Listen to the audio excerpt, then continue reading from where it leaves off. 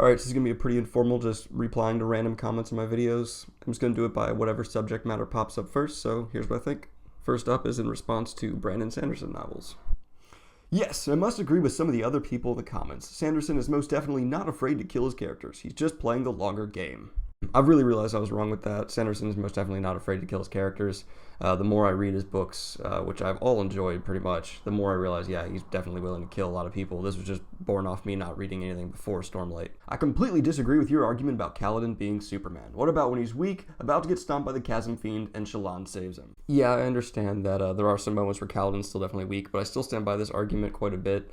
He sweeps in and saves the day a lot, and it just kind of bothers me. I get that he is not literally Superman, even though I literally said he's literally Superman, my bad. It's just that the constant sweeping in and saving people just kind of gets annoying, and it got to the point where I could just predict it happening. And that did bother me, but besides that, the book is nearly flawless. And with no screenshots, there were a lot of comments about my comments on Shallan, on YouTube, and Reddit, and people saying that I was really unfair, someone accused me of being sexist, all this stuff. Maybe I think I just came across wrong what I was saying. I don't think that she is crazy or mentally ill or anything like that. What I think is she has the most conflict of any characters, and I think that actually makes her the most interesting of pretty much any of the characters in the book.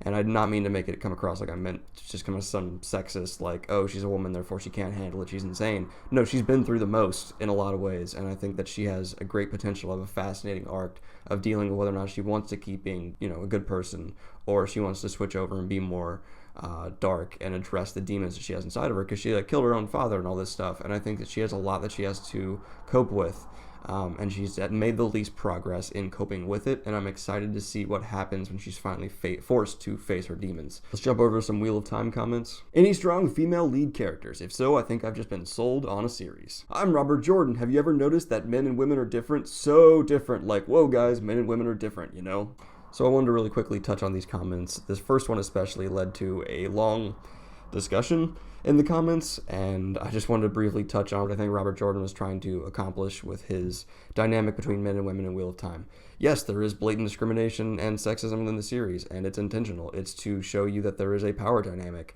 Women are typically rulers and authority figures within Wheel of Time, and men usually wield a lot of power through alternative ways and are very dangerous.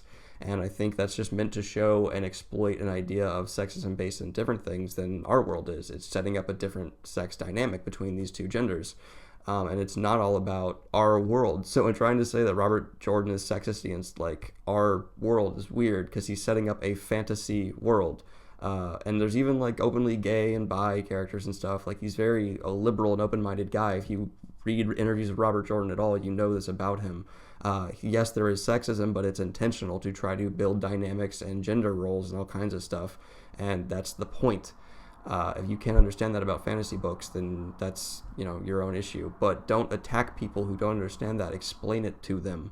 The comments that just happened in these comments were, I don't want to get into them anymore. Let's move on.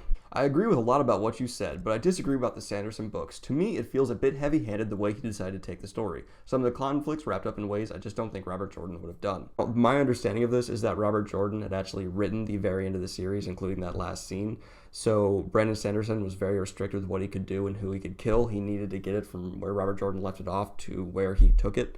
And I think that actually makes what he did more impressive, because he managed to make so much of the book compelling without having any control on where things ended up. I do agree with your point that he does feel like a fan sometimes. He absolutely does, to too much of an extent. But to me, I kind of enjoyed that even a little bit, because it just let me know that the series was in the hands of someone who loved it so much. When I finished The Wheel of Time for the first time, I cried. I felt like I was saying goodbye to my best friend after such an amazing journey. That's the thing about the Wheel of Time series. The characters are developed so well that even if you didn't enjoy the plot or the world that was built, you're still going to feel sad, because these characters are such an amazing creation, and they're done for you. You have nothing left. That's the end of it. That's the end of their journey.